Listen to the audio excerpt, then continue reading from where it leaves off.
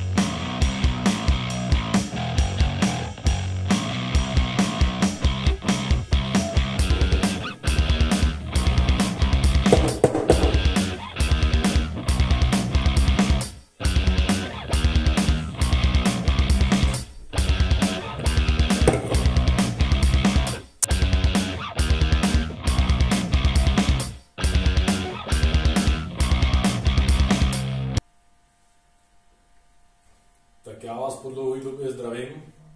Omlouvám se za takové zdržení. Bohužel nějaké povinnosti doma. Ještě se mi rozbil kávovar, takže bylo upravení. Z toho možná udělám taky video. Dneska jsem si pro vás připravil výměnu oleje. Takže motorku jsme zahřáli, dali jsme nabít baterii, na kterou jsem se celou zimu vyprdnul zase. To je vždycky každý rok stejný. Tak. Já se pustím do sundání krytu a pustíme se do té výměny. Takže na demontáž krytu tady mám imbus číslo 4 a křížový šroubovák. Na každé straně je to stejné. Imbus, imbus, imbus. Tady šroub s křížovou hlavou a blinker zůstane na krytu. Ten je na koncovky. Akorát opatrně jdou zaměnit ty kabely a potom vám to bliká do kříže, nebo všechny 4 spíš. Jo, tak jdem na to.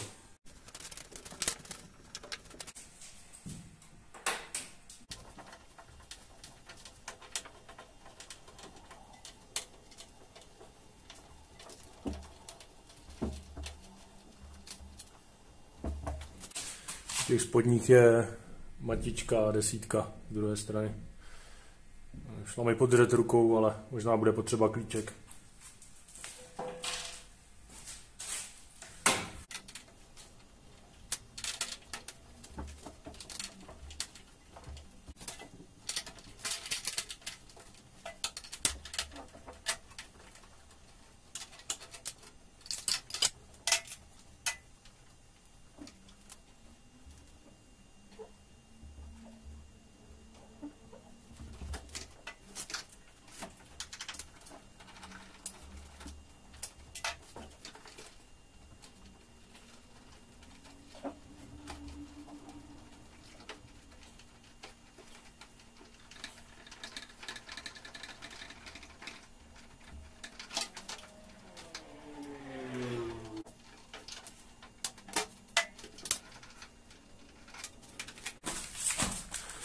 Takže s blinkerem jsem vám lhal, jsem to taky zapomněl.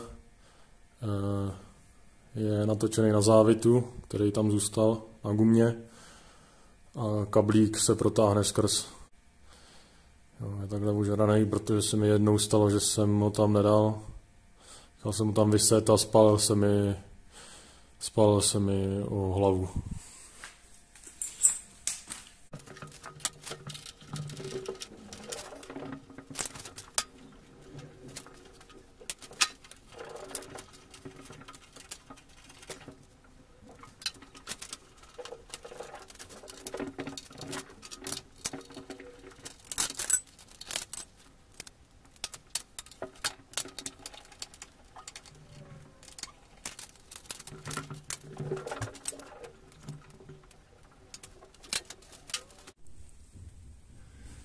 Tak, ještě k výměně jsem vám neřekl důležitou věc. Tady to je trošku specifický. Tenhle ten motor je se suchou vanou, takže většina oleje v nádrži oleje, ale část oleje samozřejmě zůstává i v motoru. Takže začneme vypuštěním oleje z motoru. Tady je vypouštěcí šroub, použijeme na něj 17 klíč.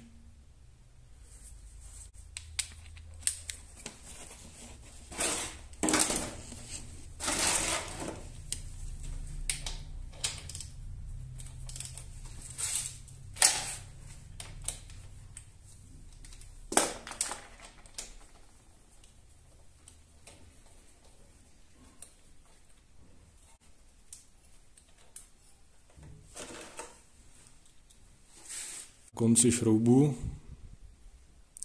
je magnet, takže samozřejmě očistit. A nezapomeňte si hnedka, až vyteče olej, očistit i rám a vejfuk, až vám tam zůstanou pěkný fleky. Zapečete si to a bude to ošklivý. Tak, po vytečení oleje z motoru vrátím zátku. Je to ocelová zátka do hliníkového pouzdra, takže to točím ručně a pak to jenom dotáhnu s citem.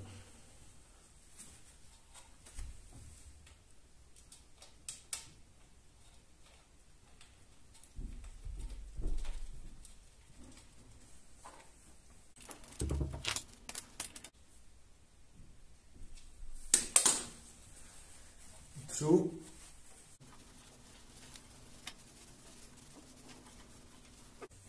Když budu vracet kryty zpátky, tak samozřejmě umyju i motor, i vejfuky, takže potom to dočistím do čista vlastně. Tak, nyní se přesuneme k olejové nádrži, která se nachází v těchto místech. Tak doufám, že něco uvidíte. No. Tady je vypouštěcí zátka.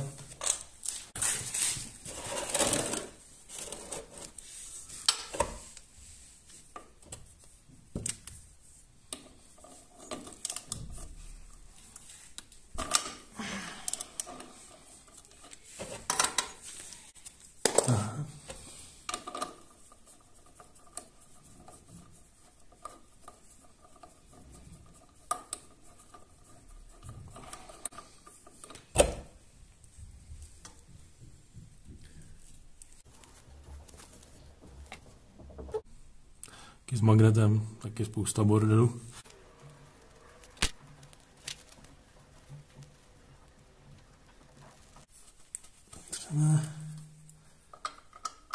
Stejně jako vepředu. Dotáhneme rukou. A dotáhneme s citem. Tak, nyní jsme se přesunuli k druhé straně. Tady je kryt olejového filtru. Ten filtr měním vždycky. V porovnání s olejem je to prostě 100 korunová položka, takže o tom se nemá smysl bavit, jestli má, nemá smysl. Co se tady může pokazit, tady jsou dva šrouby s 6hranou hlavou, 8. Ty šrouby vyšroubujete, ale nikdy nešťourejte tady na to víčko, protože by mohlo prasknout. To odlijte k hliníku a museli byste schánět nový. Takže vyšroubujete šrouby a tím krytem otočíte, čímž ho utrhnete z toho těsnícího, z té těsnící polohy.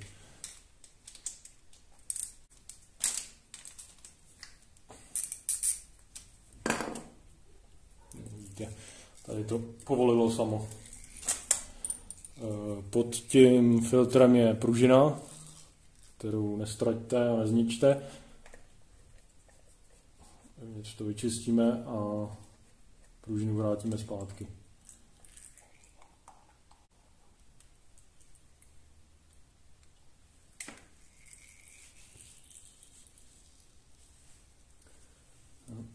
Tady je nasazená ta pružina. Ty šrouby jsou každý jinak dlouhý. Čistý hadr.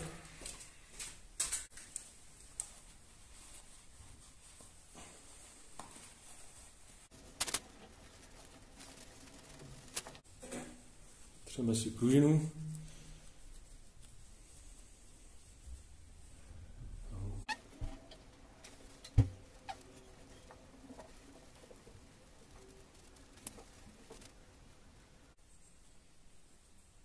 Těsnění je v pořádku. Filtr tu mám originální HF 112. Jsou samozřejmě náhrady, které jsou pod nějakýma jinýma číslama. V katalogu najdete.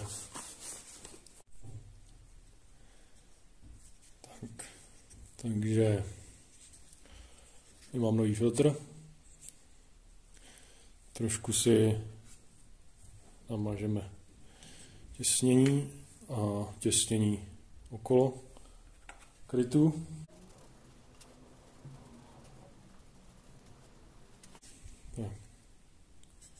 Užijeme tam filtr. Se ještě ujistíme, že tam máme pružinu. Drží tam na těch výstupkách 4.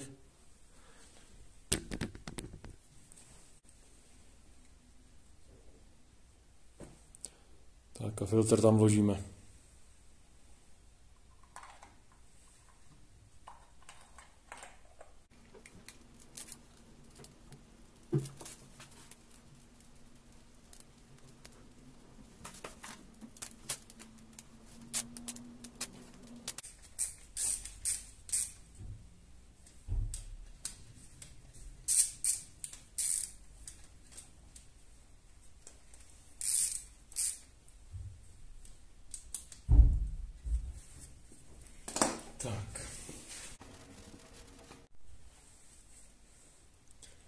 Tak, nyní můžeme naplnit olejem. Víčko pro plnění se skrývá pod pravým kastlíkem.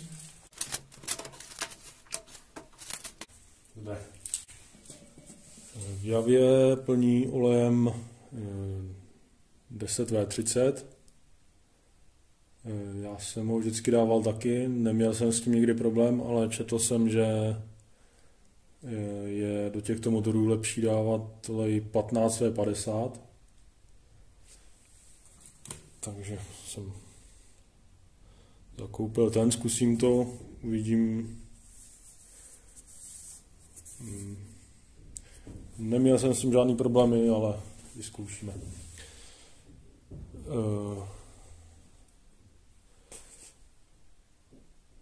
Náplně se tam vejde 2,2 litru, nebo mělo by, což by mělo být na maximum rysky. Někde kolem 1,8 litrů by mělo být uprostřed rysky. Budeme nalívat, tady se samozřejmě nevejde nakopávačka, takže to má jenom elektrický starter. Pokud ji máte, tak je dobrý, když to naléváte, vždycky si propumpnout, třeba po půl litru. Já budu čekat, dokud to tam poteče, a potom budu cvakat starterem, aby se protočil motor.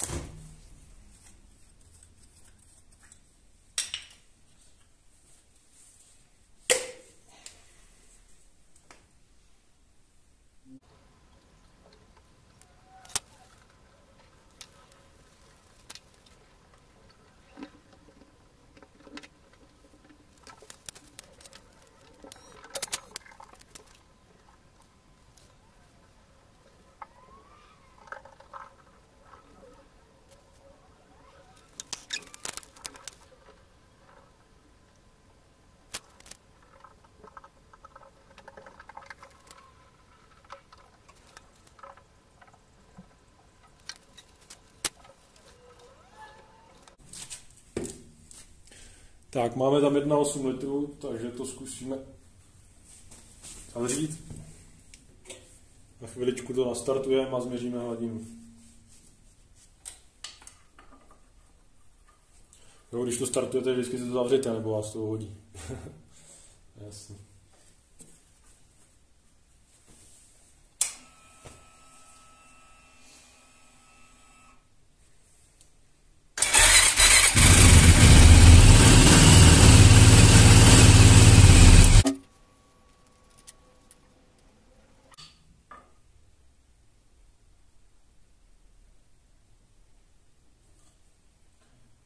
Takže vypadá to, že jsme akorát na risce. Takže to necháme chvíli běžet. Pak to přeměříme znova, zkontrolujeme, jestli nějaké netěsnosti nejsou.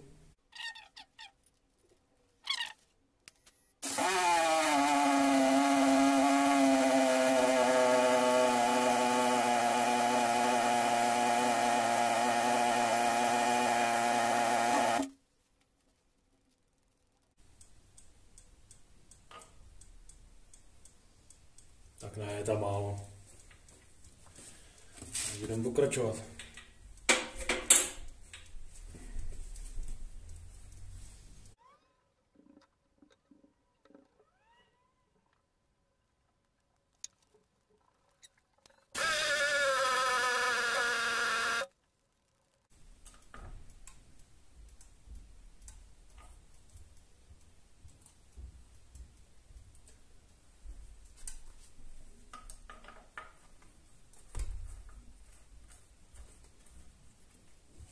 Tak, dali jsme 2 litry a vypadá to, že jsme na risce. Takže to projedeme a koukneme na to znova. Jo, takže vypuštěný oleje bylo opravdu 2,2 litru. Takže si myslím, že po projížďce ještě ubyde. Tak jenom taková vsuvka. Pro majitele z vás bych se vás rád zeptal, jestli nemáte stejný problém.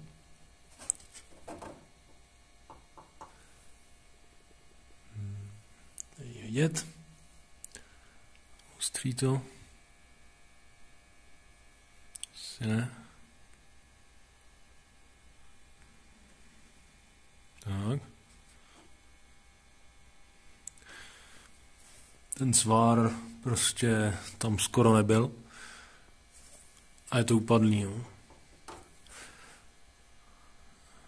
Škrabat barvu a vařit to zase mi zrovna nechce. Takže by mě zajímalo, jestli to někdo z vás řešil. Podobný problém. Budu rád, když se podělíte do komentářů. Tak, já teď motorku dočistím. Když mám odeklovanou, tím jsme asi hotoví. Jo, takže díky, že jste se zase koukali. Koukal jsem, že vás pár přibylo, za což jsem rád. Moc mě to těší. Zase někdy. Tak zatím.